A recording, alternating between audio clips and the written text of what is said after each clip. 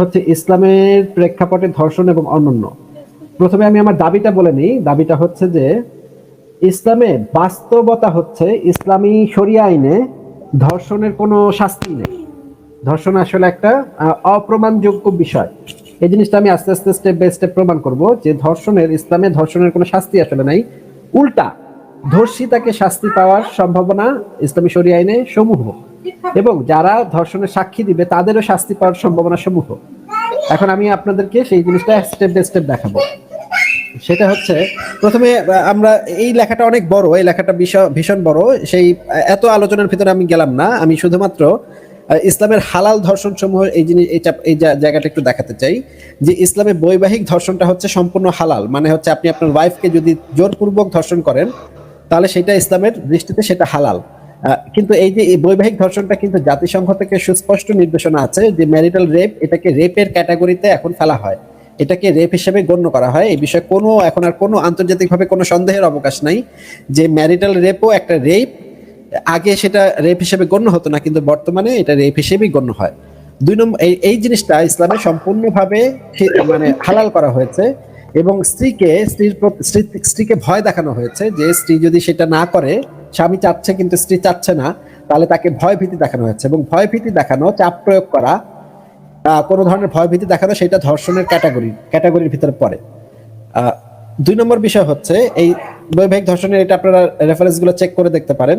দ্বিতীয় হচ্ছে শিশু মেয়েদের ধর্ষণটাও ইসলামে সম্পূর্ণ হালাল, এটাও রেফারেন্স গুলো চেক করে দেখতে পারেন। 3 নম্বর বিষয় হচ্ছে যুদ্ধবন্দী নারীদেরকে ধর্ষণও ইসলামে সম্পূর্ণ হালাল, এটা রেফারেন্স আমি দিয়েছি অনেকগুলা। শিশু ছেলেদেরকে ধর্ষণও হালাল, তবে সেটা নিয়ে আমি এখন কথা বলবো না, পরে আরেক সময় কথা বলবো, এটা নিয়ে আরেকটা আর্টিকেল লেখার ইচ্ছা আছে। এখন আমি আপনাদেরকে যে জিনার শাস্তি, ইসলামে ধর্ষণটাকে একটা জিনার অন্তর্ভুক্ত করা হয়। এখন ইসলামের জিনা কাকে বলে, ইসলামের জিনার বিষয়ে বেশ কয়েকটা আয়াত আছে, এবং ধর্ষণকে জিনার অন্তর্ভুক্ত করা হয়েছে। এবং একটা হাদিসে আছে, সুনান আবু দাউদ শরীফের 4328 নম্বর হাদিসে আছে যে ধর্ষণকারীকে শাস্তি দেওয়া হয়েছিল কারণ ধর্ষণকারী মৌখিকভাবে স্বীকারোক্তি দিয়েছিল যে সে ধর্ষণটা করেছে। এখন সবচেয়ে গুরুত্বপূর্ণ প্রশ্ন হচ্ছে, ইসলামে ধর্ষণটা প্রমাণ করতে হলে 2টা পদ্ধতি আছে। একটা হচ্ছে ধর্ষকের স্বীকারোক্তি, আর একটা হচ্ছে 4জন সত্যবাদী ন্যায়পরায়ণ মুসলমান পুরুষ সাক্ষী। অমুসলিম হলে হবে না, দাস হলেও হবে না, সত্যবাদী ন্যায়পরায়ণ পুরুষ মুসলমান সাক্ষী লাগবে এই জিনাটা প্রমাণ করার জন্য। এখন এই যেটা রেফারেন্সও দেয়া আছে এখানে, যে তাদেরকে দেখতে হবে, খুবই সামনে থেকে দেখতে হবে যে সুরমা শলাকা যেরূপে সুরমাদানির ভেতর ঢুকে যায়, ঠিক সেরূপেই তারা পুরুষটির গুপ্তাঙ্গ স্ত্রীলোকটির গুপ্তাঙ্গের মধ্যে ঢুকানো অবস্থায় দেখেছে। এইভাবে সাক্ষ্যদের এইভাবে দেখতে হবে, মানে খুবই কাছ থেকে দেখতে হবে, এবং এরকম 4জন লাগবে। এবং তাদের তাদের নানা শর্তাবলীও আছে, শর্তাবলীগুলো এখানে আমি উল্লেখ করেছি যে মৌখিক স্বীকৃতি, আর একটা হচ্ছে গিয়ে এই যে দেখেন বই থেকে তুলে দিয়েছি, মৌখিক স্বীকৃতি, এবং আরেকটা হচ্ছে সাক্ষীদের সাথে সংশ্লিষ্ট শর্তাবলী। সাক্ষীদেরকে মুসলিম হতে হবে, সাক্ষীদেরকে বয়প্রাপ্ত সুস্থ মস্তিষ্ক সম্পন্ন হতে হবে, ন্যায়পরায়ণ হতে হবে, সাক্ষীদেরকে পুরুষ হতে হবে, মহিলা হলে হবে না, সাক্ষী সংখ্যা 4 হতে হবে, সাক্ষীদেরকে বাক শক্তি সম্পন্ন হতে হবে, সাক্ষীদেরকে একই মজলিসে সাক্ষ্য পেশ করতে হবে, দেরি করলে আবার হবে না, সুস্পষ্ট এবং বিশদ হতে হবে, সাক্ষ্য মৌলিক হতে হবে, মানে আলাদা হলে হবে না, সাক্ষ্যের মধ্যে পূর্ণ মিল থাকতে হবে, সম্পূর্ণ মিল না থাকলে কিন্তু হবে না, সাক্ষ্যদানে বিলম্ব করা যাবে না, বিলম্ব হলে আবার হবে না, বিলম্ব হলে আবার সেটা হয়ে যায়। এবং আরেকটা গুরুত্বপূর্ণ বিষয় হচ্ছে ডিএনএ টেস্ট বা ভিডিও অডিও এই ধরনের কোনো এভিডেন্স হদের ক্ষেত্রে সাক্ষ্য হিসেবে প্রমাণ হিসেবে উপস্থাপন করা যাবে না। এখানে আমি একটা আপনারা নিশ্চয়ই জানেন, ইসলাম কিউএ থেকে একটা দিয়েছি, একটা লেখার অনুবাদ করে দিয়েছি, এখানে দেখেন লিংক দেওয়া আছে। ইসলাম কিউএ হচ্ছে বর্তমানে শরিয়ার উপরে সবচেয়ে ভালো ওয়েবসাইট। এখানে যে জিনিসটা বলা হয়েছে, প্রশ্ন করা হয়েছিল 4জন সাক্ষীর পরিবর্তে কি আমরা বৈজ্ঞানিক পদ্ধতি ব্যবহার করে যেমন ডিএনএ টেস্টের মাধ্যমে প্রমাণ করতে পারি?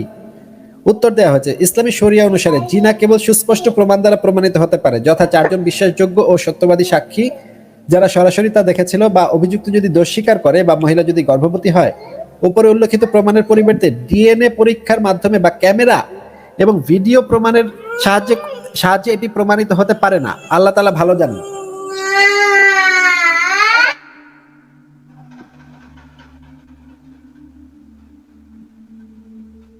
আচ্ছা, তো তাহলে আমরা বুঝতে পারলাম যে কোন ধরনের ক্যামেরা বা কোন ধরনের অডিও ভিডিও এইগুলা, এই যে দেখেন ইংরেজিতে যে জিনিসটা বলা আছে, use of cameras and videos in place of the things mentioned above, এগুলা গ্রহণযোগ্য না। ডিএনএ টেস্টও গ্রহণযোগ্য না, অডিও ভিডিও এগুলোও গ্রহণযোগ্য না।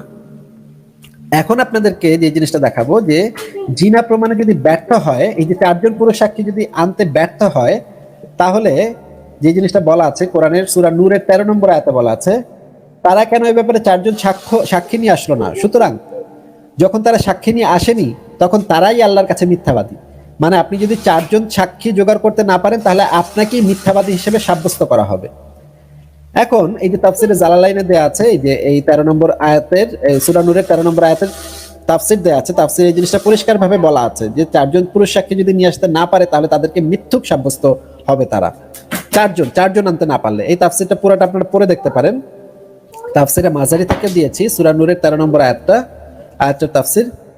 এবং যদি এই 4 জন পুরুষ সাক্ষী আনতে ব্যর্থ হয় ধর্ষিতা, যে ধর্ষিতা হয়েছে, আসলে ধর্ষিতা কখনো তো 4 জন সাক্ষী নিয়ে ধর্ষিত হতে যায় না। এটা একটা মানে একটা খুবই হাস্যকর কথা যে 4 জন সাক্ষী নিয়ে ধর্ষিত হতে যাচ্ছে কেউ, এবং তারা একদম কাছ থেকে দেখছে পুরুষাঙ্গের ভিতর, মানে স্ত্রীর গোপনাঙ্গে পুরুষের গুপ্তাঙ্গ ঢুকে যাচ্ছে, এত কাছ থেকে দেখাও সম্ভব না। এটা যদি প্রমাণ করতে ব্যর্থ হয়, তাহলে যিনি ধর্ষণের অভিযোগ করবেন, মানে ধর্ষিতা, তিনি, তার উপরই শাস্তি প্রয়োগ করা হবে। এই যে দেখেন, এই যে সহিহ বুখারীর 2493 নম্বর হাদিসে বলা আছে, হয় প্রমাণ পেশ করো, নয় তোমার পিঠে বেত্রাঘাতের দণ্ড আরোপিত হবে। এই যে সাক্ষী পেশ না করতে পারলে বেত্রাঘাতের দণ্ড তার উপরই প্রয়োগ করা হবে।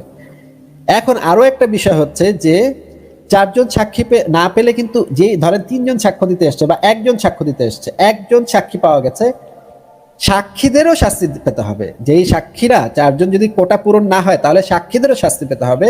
এই যে দেখেন, আমি রেফারেন্স দিয়ে দিয়েছি এখানে, এটা হচ্ছে আল হিদায়াত গ্রন্থ থেকে আমি যে জিনিসটা দেখাচ্ছি। এটা হচ্ছে আশরাফুল হিদায়াত থেকে, ইসলামী কুতুবখানা 4th খণ্ড পৃষ্ঠা নম্বর 167। সেখানে বলা হচ্ছে, সাক্ষীর সংখ্যা যদি 4-এর কম হয়, তাহলে তাদের হদ্দে কাজফ কার্যকর হবে। হদ্দে কাজফ মানে হচ্ছে গিয়ে সাক্ষীদের কি, আচ্ছা এখানে পরে শোনাই, কারণ আইনত তারা অপবাদ আরোপকারী, কেননা সংখ্যার অপূর্ণতার সময় সাক্ষ্যদান হওয়া সওয়াবের কাজ নয়, আর সওয়াবের দিক বিবেচনার কারণেই সাক্ষ্য প্রদান অপবাদ থেকে পৃথক। 4 জন যদি কোনো লোকের বিরুদ্ধে জেনার সাক্ষ্য প্রদান করে, অতঃপর তাদের সাক্ষ্যের উপর ভিত্তি করে কোনো তার উপর হদ কায়েম করা হয়, তারপর দেখা গেল যে তাদের একজন গোলাম অথবা হদ কজব প্রাপ্ত, তাহলে তাদের উপরে হদ্দে কাজব প্রয়োগ করা হবে, কেননা তারা অপবাদ আরোপকারী। কারণ প্রকৃতপক্ষে সাক্ষী 3 জনই রয়েছে, মানে 3 জন যদি সাক্ষ্য পাওয়া যায়, তাহলেও যে 3 জন সাক্ষী দিবে তাদের উপরই আসলে শাস্তি কার্যকর হবে। এই যে দেখেন, অর্থাৎ যদি তারা 4 জন সাক্ষী হাজির করতে না পারে, তাহলে তাদেরকে 80টি করে বেত্রাঘাত করো, এবং কখনো তাদের সাক্ষ্য গ্রহণ করো না। ইমাম বায়জাবি বলেন, আলোচ্য মাসালায় সাক্ষীদের উপর হদ্দে কাজব প্রয়োগের ব্যাপারে কারো দ্বিমত নেই, তবে ইমাম শাফিয়ের উক্তি অনুযায়ী হদ্দে কাজব প্রয়োগ করা হবে না। মানে ম্যাক্সিমাম আলেমের এই বিষয়ে একমত হয়েছেন যে সাক্ষীদের কি, যদি 1 জন সাক্ষী পাওয়া যায়, তাহলে উল্টা ধর্ষিতাকেও শাস্তি পেতে হবে এবং সাক্ষীদেরকেও শাস্তি পেতে হবে। এই যে এইখানে যে সেই জিনিসটা প্রমাণ আছে। আরেকটা হচ্ছে তাজিরি শাস্তি, যদি কোনো ধরনের প্রমাণ না পাওয়া যায়, কিন্তু বিচারক যদি মনে করে যে ধর্ষক কোনো একটা কাজ করেছে, তাহলে তাকে শারীরিক নির্যাতন বা মারধরের জন্য সে তাজিরি শাস্তি দিতে পারে। তাজিরি শাস্তির বিষয়ে 2 ধরনের মত আছে। এক ধরনের মত হচ্ছে সহিহ হাদিস দ্বারা সত্যায়িত, যেটা হচ্ছে তাজিরি শাস্তির সর্বোচ্চ শাস্তি হচ্ছে 10 বেত্রাঘাত। তবে এই বিষয়ে দ্বিমত আছে, এই বিষয়ে কিছু অন্য কিছু আলেম অন্য মত ব্যক্ত করেছেন। তবে সহিহ হাদিসের অনুসারে তাজিরি শাস্তি হচ্ছে 10 বেত্রাঘাত। তার মানে টোটাল জিনিসটা দ্বারা এইটা বোঝা যায় যে ইসলামে ধর্ষণটা আসলে প্রমাণই করা যাবে না, কারণ 4 জন পুরুষ সাক্ষী জোগাড় করা একে তো অসম্ভব, তার উপর আবার যদি একটু এদিক সেদিক হয়, তাহলে সাক্ষীদেরকেও শাস্তি পেতে হবে, ধর্ষিতাকেও শাস্তি পেতে হবে। 2 নম্বর বিষয় হচ্ছে, যদি সেই জিনিসটা না করতে পারে, তাহলে তাজিরি শাস্তি হতে পারে। তাজিরি শাস্তি হবে ধরেন মারধরের শাস্তি, সেটার আবার 10 বেত্রা, এটা আবার বিচারকের উপর নির্ভর করে। আবার তাজিরি শাস্তির আরো মানে বাজে ব্যাপার হচ্ছে, তাজিরি শাস্তির ক্ষেত্রে সুপারিশ গ্রহণযোগ্য। মানে কোনো একজন প্রখ্যাত মুসলমান যদি এসে বলে, সুপারিশ করে যে ধর্ষকদের ছেড়ে দাও, তাহলে বিচারক তাদের সুপারিশ শুনে ধর্ষকদেরকে ছেড়েও দিতে পারে, আবার টাকা পয়সা জরিমানা করে ছেড়েও দিতে পারে। এইখানে কোনো নির্দিষ্ট বাধা ধরার নিয়ম নাই। তার মানে হচ্ছে ধর্ষণের ক্ষেত্রে আসলে ইসলামে কোনো শাস্তির বিধানই নাই। সজীব ভাই, আপনি পুরা লেখাটা আপনি তাদেরকে একটু দিতে পারেন, যে আপনার বন্ধুদেরকে, এবং বলতে পারেন যে এখানে পুরা জিনিসটা ব্যাখ্যা করে দেয়া আছে এবং রেফারেন্স সহ দেয়া আছে। আচ্ছা আচ্ছা, ঠিক আছে। আমি এটা তাহলে আবার মানে লাইভটা শেষ করে আমি পড়ে নিব। আমার আরেকটা ছিল আপনার কাছে। হ্যাঁ হ্যাঁ ভাই, বলেন। আরেকটা প্রশ্ন, যে মুসল আমরা যে মাঝে মাঝে অনেকে বলে দাসী ব্যাপারটা নিয়ে হচ্ছে অনেকে বেশি কথা বলে, কারণ ওই ব্যাপারটা হচ্ছে মানে যারা মাধ্যমিকে পড়ে নাই তারা ব্যাপারটা বুঝেই না। দাসী ব্যাপারটা নবীজির নাকি দাসী ছিল একজন না দুইজন, তো ও দাসীদের সাথে নবীজি কি আচরণ করছিল, এটা একদম ওয়াইফ সমকক্ষই আচরণ। তো এটা অন্যায় হবে কেন? এইটা কি মানে মানে এইটার কি ব্যাখ্যা আছে আপনার কাছে? ভাই, দাসীদের তো প্রথম কথা হচ্ছে, দাসীদের তো কোনো ব্যক্তিগত ইচ্ছা অনিচ্ছা মতামত এটা থাকতেই পারে না, কারণ বাই ডেফিনেশন তারা হচ্ছে দাসী। তারা তো স্বাধীন মানুষ, নিজের মতামত দিতে পারে, কিন্তু দাসী কখনো নিজের মতামত বা নিজের ভালো লাগতেছে মন্দ লাগতেছে বা তার কাউকে পছন্দ করতেছে অপছন্দ করতেছে সেই মতামত দেওয়ার তো অধিকারই তাদের কাছে নাই। হ্যাঁ, যে মালিকানা তার যার কাছে থাকবে সে তাকে ভোগ করবে, এবং এটা সম্পূর্ণরূপে ধর্ষণ। 2 নম্বর ব্যাপার হচ্ছে, দাসীকে স্ত্রীর মর্যাদা কোথায় দিচ্ছে? স্ত্রী হওয়ার সবচেয়ে গুরুত্বপূর্ণ পয়েন্ট হচ্ছে উত্তরাধিকার আইন, উত্তরাধিকার থাকা। ঠিক আছে, মানে হচ্ছে ধরেন আপনি মারা গেলেন, আপনার সম্পত্তির অংশ আপনার স্ত্রী পাবে। বিবাহের আইনগতভাবে বিবাহের নিয়মটাই হচ্ছে এইটা, বিবাহ যেটাতে সবচেয়ে ফোকাস করে সেটা হচ্ছে আপনি মারা গেলে আপনার সম্পত্তির অধিকার আপনার স্ত্রী পাবে, কিছুটা অংশ আপনার স্ত্রী পাবে। এইটা হচ্ছে স্ত্রীর মর্যাদা বা স্ত্রীর মানে দাবি। ঠিক আছে, আপনারা যদি বৈবাহিক সম্পর্ক করেন উত্তরাধিকার পাবে সে। কিন্তু তাদের সবাইকে চ্যালেঞ্জ করে দিচ্ছি, পৃথিবীর সমস্ত ইসলামের আলেমকে চ্যালেঞ্জ করে দিচ্ছি, দাসীদের কোনো উত্তরাধিকার নাই। হ্যাঁ, তাহলে সেটা স্ত্রীর মর্যাদা কিভাবে হলো? কিন্তু এইটা এইটা মানে বুঝবো কিভাবে আমরা? এটা তো অনেক আগের ঘটনা। আর ধরুন আমরা যারা সাধারণ মুসলমান, এটা তো তারা এত কিছু জানিও না। তো হযরত মুহাম্মদ সাল্লাল্লাহু আলাইহি ওয়াসাল্লামের যে দুইজন দাসী, সে ইসলামিস্টদেরকে জিজ্ঞেস করেন যে দাসীদের উত্তরাধিকার আছে কিনা, মানে মনিব মারা গেলে, মালিক মারা গেলে দাসীরা কোনো সম্পত্তির ভাগ পায় কিনা, এটা জিজ্ঞেস করেন। আচ্ছা, আই মিন ইব্রাহিম রাদিয়াল্লাহু তাআলা আনহু, ওই যে মারিয়া কিপ্তিয়ার যে সন্তান ছিলেন, উনি কি তাহলে খলিফা হওয়ার যোগ্যতা রাখতেন? মানে সোজা বাংলায় যেটা প্রশ্ন। না, উনি খলিফা হওয়ার যোগ্যতা রাখতেন না। ইব্রাহিম যে ছিল সে তো মারাই গেছে ছোটবেলা, সে তো আর খলিফা মানে সে তো খলিফা হওয়ার রাখতেন না, কারণ তার হযরত মুহাম্মদের তো 4 জন সাহাবী ছিল, আর নবীদের তো এইভাবে বাচ্চা হলে যে সে খলিফা হবে সেই রকম কোনো সিস্টেম নাই। 2 নম্বর বিষয় হচ্ছে যে মারিয়া কিপ্তিয়া কোনো সম্পত্তির অধিকার পায় নাই, সম্পত্তির কোনো ভাগ সে পেতে প্রাপ্য না, কারণ হচ্ছে গিয়ে দাসীরা উম্মে ওয়ালাদরা কখনো সম্পত্তির উত্তরাধিকার পায় না। দাসীরা তো মরার সাথে সাথে মুক্ত হয়ে যাবে, এরকম টাইপের কথা আছে। উম্মে ওয়ালাদরা মনিব মানে মালিক মরার সাথে সাথে মুক্ত, মালিক মরার সাথে মুক্ত হয়ে যায়। উম্মু ওয়ালাদরা মানে যাদের পেটে বাচ্চা চলে আসছে, যে দাসীদের পেটে বাচ্চা চলে আসছে, তারা যতদিন পর্যন্ত বাচ্চা, যতদিন পর্যন্ত মনিব জীবিত থাকবে ততদিন পর্যন্ত তারা মুক্ত না। আচ্ছা, তো এই দাসী মানে অনেকে বলার চেষ্টা করে যে দাসী প্রথাটা আগে ছিল, আগে সমাজ ব্যবস্থাটা যেভাবে ছিল ওই সমাজ ব্যবস্থার সাথে এটা সামঞ্জস্য ছিল, ওই প্রেক্ষাপটটা আমরা বুঝি না। কিন্তু বর্তমানে তো এখন আর নেই। আপনি চাইলেই বাংলাদেশে আপনি দাসী ব্যবস্থাটা করতে পারবেন না, কিংবা ইসলামের কোনো জায়গায় নেই। সৌদিতে আছে, আর যারা দাসী মানে মানে বাংলাদেশি নারীদের দাসী বলে তারা ব্যবহার করার চেষ্টা করছে, এইটা তাদের ভুল, এইটা ইসলামের কোনো ভুল না, এটা হচ্ছে সেই ভুল, তাদের দায়ভার ইসলামে পারবে না। তো এইটা কি আপনার কাছে? ভাই, ইসলাম যতদিন থাকবে দাসী ততদিন থাকবে, ইসলাম যতদিন থাকবে দাসীর সাথে সেক্স ততদিন থাকবে, কোরআনের আয়াত যতদিন থাকবে দাসীর সাথে সেক্স ততদিন থাকবে। ইসলামের আগে দাসী প্রথা ছিল। হযরত ইব্রাহিম কিন্তু তার দাসীর সাথে যৌনকর্ম করে ইসমাইল নামক বাচ্চার জন্ম দিয়েছিল, এবং হযরত সুলেমান, হযরত দাউদ এদেরও দাসী ছিল। তার মানে বোঝা যাচ্ছে এটা কোনো পৌত্তলিক প্রথা না, এটা হচ্ছে ইসলামেরই প্রথা। সেই সাথে হযরত মুহাম্মদ যখন বিদায়ী হজের ভাষণ দিয়েছেন, বিদায়ী হজের ভাষণে তিনি স্পষ্ট উল্লেখ করেছেন, আজ থেকে জাহিলি যুগের সমস্ত সংস্কৃতি বন্ধ হয়ে গেল, আজ থেকে জাহিলি যুগের সমস্ত রীতিনীতি এখানে আমি কবর দিয়ে ফেললাম, এই কথা নবী মোহাম্মদের স্পষ্ট বক্তব্য। এই বক্তব্যের পরেও নবী মোহাম্মদের দাসী ছিল, হজরত ওমরের দাসী ছিল, হজরত আলীর দাসী ছিল, হজরত ওসমানের দাসী ছিল, হজরত আবু বকরের দাসী ছিল, দাসীর সাথে যৌন সঙ্গমও ছিল। তাহলে ওইটা যদি জাহিলি প্রথা হয়ে থাকে, দাসীর সাথে সেক্স, দাসী রাখা যদি জাহিলি প্রথা হয়ে থাকে, তাহলে তো বিদায়ী হজের ভাষণের সাথে সাথে সেই জাহিলি প্রথাকে বন্ধ করে দেওয়ার এটা কথা, শেষ হয়ে যাওয়ার কথা ছিল। এটা শেষ হয়ে যাওয়ার কথা। নবী মোহাম্মদও তার দাসীকে মুক্ত করে দেওয়ার কথা। হ্যাঁ, আজকে থেকে জাহিলি প্রথা বন্ধ। তার মানে জাহিলি প্রথা যদি, দাস প্রথা যদি জাহিলি হয়ে থাকে, দাসী সেক্স যদি জাহিলি প্রথা হয়ে থাকে, তাহলে তো সেই দিনই বন্ধ হয়ে যাওয়ার কথা। তাহলে আর ওমররা তাদের খেলাফত আমলে দাসী সেক্স করতো কিভাবে? এটা তো সম্ভব ছিল না তাহলে।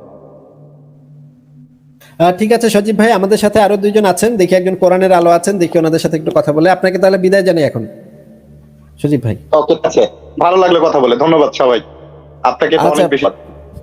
আচ্ছা, আপনি ভালো থাকবেন ভাই, আপনার জন্য শুভকামনা রইল। আমাদের সাথে আছে মোহাম্মদ ছিল নিষ্পাপ। বলেন ভাই, মোহাম্মদ ছিল নিষ্পাপ, আপনি বলেন ভাই। মোহাম্মদ যে নিষ্পাপ ছিল এটা আপনি স্বীকার করেন? এটা কেমন কথা ভাই? এটা কিভাবে স্বীকার করব? হিটলার যে নিষ্পাপ ছিল সেটা আপনি স্বীকার করেন? হ্যাঁ, করি। আচ্ছা, তো করেন গিয়ে, তাতে আমার কি? মোহাম্মদকে যদি আপনি অনৈতিক বলেন, সে একটি কিসের ভিত্তিতে বলেন? ভাই, কি মানুষকে অনৈতিক বা মানে খারাপ কিসের ভিত্তিতে বলে? আমি তো কোনো ভিত্তি দেখি না। তো ভিত্তি না দেখলে আপনি সেটা নিয়ে বসে থাকেন। আপনি কিসের ভিত্তিতে বলেন সেটা একটি প্রশ্ন। প্রশ্নের বিপরীতে প্রশ্ন করতেই পারেন, কিন্তু সেটি উত্তর হয় না। ভাই, আপনাকে যে আমি উত্তর দিতে বাধ্য, সেটা কি আমি কোথাও লিখিত দিয়েছি? না, অবশ্যই না। আপনি উত্তর না দিতেই পারেন, উত্তর না দিতে পারলে দিবেন না। আপনি তো একটা খ্রিস্টান ভেড়া, তাই না? আপনি একটা খ্রিস্টান ভেড়া না, যে হচ্ছে গিয়ে খ্রিস্টান ধর্মের আমার দাবি মোহাম্মদ নিষ্পাপ, সেই বিষয়ে খ্রিস্টান ধর্মের লুঙ্গি একদিন খুলে দিয়েছিলাম আমরা। আপনার আমি খ্রিস্টান ধর্মের লুঙ্গি দাবি করছি মোহাম্মদ ছিল, আমরা সবাই মিলে তখন নিজের আমি দাবি করছি মোহাম্মদ ছিল পেছনটা বাজাতে কথা বলতে ভয় হচ্ছে। কুই মোহাম্মদ নিষ্পাপ, সেই কথা বলতে আপনার ভয় হচ্ছে? একটি নির্দিষ্ট, আচ্ছা, কুই কুই কুই কুই করে কান্না করছিলেন। এই কিছুদিন আগেই তো আপনার যে খ্রিস্টান ধর্ম এবং যিশু, এদেরকে যেইভাবে আমরা $5 দিলাম, সেদিন তো আপনাকে কানে ধরে আপনাকে বলিয়ে দিয়েছিলাম যে কখনো আর আমাদের লাইভে আপনি যুক্ত হবেন না। একটা খ্রিস্টান ভেড়া, ছাগল কোথাকার। আপনি হচ্ছেন একটা মানে নিম্নমানের ছাগল। মুমিনদেরও তো একটা মিনিমাম লেভেল আছে, আপনার তো কোনো লেভেলও নাই। আপনি তো একটা খ্রিস্টান ধর্ম প্রচারক, আপনি জায়গায় জায়গায় খ্রিস্টান ধর্ম প্রচার করতে আসেন। খ্রিস্টান ধর্মের মতো মানে ফালতু ধর্ম আর পৃথিবীতে আর কয়টা আছে? আপনারা মানে খ্রিস্টান ধর্ম প্রচার করতে আসেন। আপনার নাম হচ্ছে মাইকেল অপু মন্ডল। আপনি বিভিন্ন জায়গায় গিয়ে খ্রিস্টান ধর্ম প্রচার করেন এবং আপনি খ্রিস্টান হয়েছেন আমেরিকা যাওয়ার উদ্দেশ্যে। আমেরিকার একজন সাদা চামড়ার মেয়ের সাথে আপনার বিয়ে হয়েছে এবং আপনি খ্রিস্টান হয়েছেন আমেরিকা যাওয়ার উদ্দেশ্যে। মানে ব্যাপারটা খুবই ডিসগাস্টিং একটা ব্যাপার, যে মানে মানুষ ধর্ম পরিবর্তন করে, মানে আমেরিকা যাওয়ার লোভে ধর্ম পরিবর্তন করে। বিষয়টা খুবই ডিসগাস্টিং। তার ঠিক আছে, আপনার অধিকার, আপনি ধর্ম পরিবর্তন করতেই পারেন, কিন্তু পুরো বিষয়টা একটা ডিসগাস্টিং ব্যাপার। কিন্তু সবচেয়ে দুঃখজনক ব্যাপার হচ্ছে আপনি যেটা করেন সেটা হচ্ছে ইসলাম ধর্মের অনেক, আপনার ইউটিউব চ্যানেলে আপনি ইসলাম ধর্মকে অনেক গালিগালাজ করেন, কিন্তু খ্রিস্টান ধর্মকে নিয়ে কিচ্ছু বলেন না। এই হচ্ছে মানে আপনাদের হিপোক্রেসি। আপনারা হচ্ছেন, আপনাদের ডাবল স্ট্যান্ডার্ড। আপনারা হচ্ছেন খ্রিস্টান মুমিন, আপনারা খ্রিস্টান ধর্ম প্রচার করেন। আপনাদের খ্রিস্টান ধর্ম একটা ফালতু ধর্ম। আপনাদের যীশু খ্রিস্ট তো একটা মানে থার্ড ক্লাস লোক।